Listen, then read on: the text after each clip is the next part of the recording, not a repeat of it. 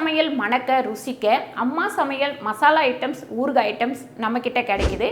நீங்க கீழே வந்து நம்பர் கொடுக்குறேன், நம்பர்ல கான்டாக்ட் பண்ணுங்க. வணக்கம், நான் உங்கள் அம்மா சமையல் மீனாட்சி. இன்றைக்கி நம்ம வாழைத்தண்டு கூட்டு தான் பண்ண போகிறோம். அது வந்து 2-3 விதமாக நம்ம எப்போவுமே பண்ணுவோம். ஒன்று வந்து பார்த்திங்கன்னா வெங்காயம் தக்காளி வெட்டி போட்டு பாசிப்பருப்பு போட்டு அதுக்கப்புறம் வந்து நம்ம வாழைத்தண்டை பொடியாக நறுக்கி போட்டு அது நல்லா வெந்ததுக்கப்புறம் தாளித்து ஊற்றிடுவோம், சிம்பிளாக பண்ணுறது. அதுக்கப்புறம் இன்னொன்று பார்த்திங்கன்னா நம்ம பச்சை மிளகாவும் அதுக்கப்புறம் ஜீரகம் மஞ்சள் இதெல்லாம் அரைச்சி ஊற்றி பண்ணுவோம். இன்றைக்கி நம்ம வரமிளகா வச்சு அரைச்சி விட்டு தான் நம்ம வந்து கூட்டு பண்ண போகிறோம். ஒவ்வொன்றிலையும் வித்தியாசமான பொருட்கள் சேர்க்கும் போது நமக்கு வந்து ஒவ்வொரு டேஸ்ட்டில் வந்து ஒவ்வொரு சமையல் வந்து கிடைக்கும். ஒரு சமையலை ஒரே மாதிரி பண்ணாமல் நம்ம வந்து அதில் சேர்க்குற பொருட்களை வந்து டிஃப்ரெண்ட் காட்டணும் அப்படின்னா டிஃப்ரெண்ட்டான ஒரு சமையல் கிடைக்கும். பசங்களும் வந்து ஒரே மாதிரி சாப்பிடாம வித்தியாசமான சாப்பாடாக சாப்பிடுவாங்க. நீங்களும் ட்ரை பண்ணி பாருங்கள். நம்மளோட சேனலில் நிறைய கூட்டு வகை போட்டிருக்கோம், அதுலேயும் வித்தியாசமாக போட்டிருப்போம். இன்றைக்கி ஒரு டிஃப்ரெண்ட்டான கூட்டு தான் நம்ம பார்க்க போகிறோம். வாங்க, முதல்ல நம்ம பாசிப்பருப்பு ஒரு 100 கிராம் எடுத்திருக்கேன். இதை கொஞ்சம் வறுத்துக்கலாம். வறுத்துட்டு பண்ணும்போது இன்னும் கொஞ்சம் டேஸ்ட் கிடைக்கும். பாருங்கள், இந்த பச்சை வாடை போகிற அளவுக்கு வறுத்தா போதும். இதை எடுத்து ஒரு பாத்திரத்தில் கொட்டிடலாம். கழுவிட்டு அதுக்கப்புறம் யூஸ் பண்ணிக்கலாம். அதுக்கப்புறம் நம்ம கூட்டுக்கு ஊற்றுறதுக்கு அரைக்கிறதுக்காக நம்ம வந்து வறுத்து எடுத்துக்கலாம். உளுந்து 1 ஸ்பூன், அரை ஸ்பூன் தனியா, ஒரு 6 காஞ்ச மிளகாய், இதில் ஒரு 2-3 சில்லி, நம்ம வந்து தேங்காய் சேர்த்துக்கலாம். பாசிப்பருப்பை இந்த மாதிரி தண்ணி ஊற்றி கழுவி எடுத்துருங்க.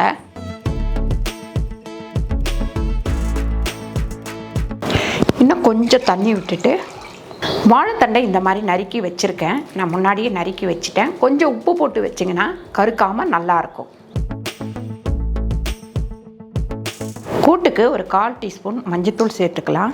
உப்பு வந்து ஒரு 3/4 ஸ்பூன் உப்பு சேர்த்துக்கலாம். இதெல்லாம் சேர்த்த உடனே நல்லா நம்ம குக்கரை மூடி வச்சுருவோம். ஒரு 2 விசில் வந்தோடனே ஆஃப் பண்ணிடலாம். தேங்காய், உளுந்து, தனியா இதெல்லாமே நம்ம வந்து அரைச்சி எடுத்துக்கலாம். இதை தண்ணி ஊற்றி அரைக்க வேணால், பொடி பண்ணால் போதும்.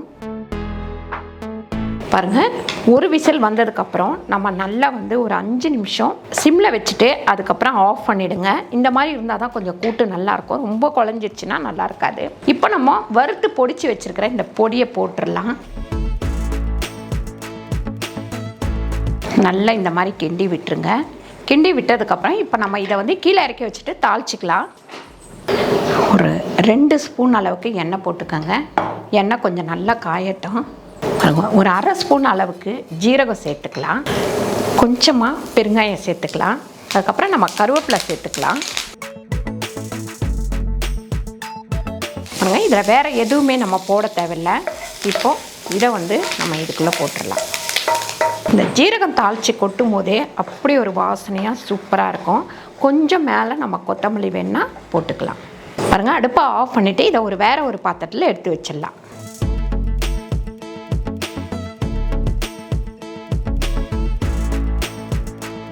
பாருங்கள், சூப்பரான வாழைத்தண்டு கூட்டு சிம்பிளாக ரெடி பண்ணியாச்சு. கண்டிப்பாக நீங்கள் ட்ரை பண்ணி பாருங்கள். ட்ரை பண்ணி பார்த்துட்டு எப்படி வந்தது அப்படின்னு சொல்லிட்டு கமெண்ட்டில் சொல்லுங்கள். இந்த வீடியோ உங்களுக்கு பிடிச்சிருந்தா லைக் பண்ணுங்கள், ஷேர் பண்ணுங்கள், சப்ஸ்கிரைப் பண்ணுங்கள், ஃபேஸ்புக்கில் ஷேர் பண்ணுங்கள், மறக்காமல் கமெண்ட் பண்ணுங்கள். நன்றி, வணக்கம்.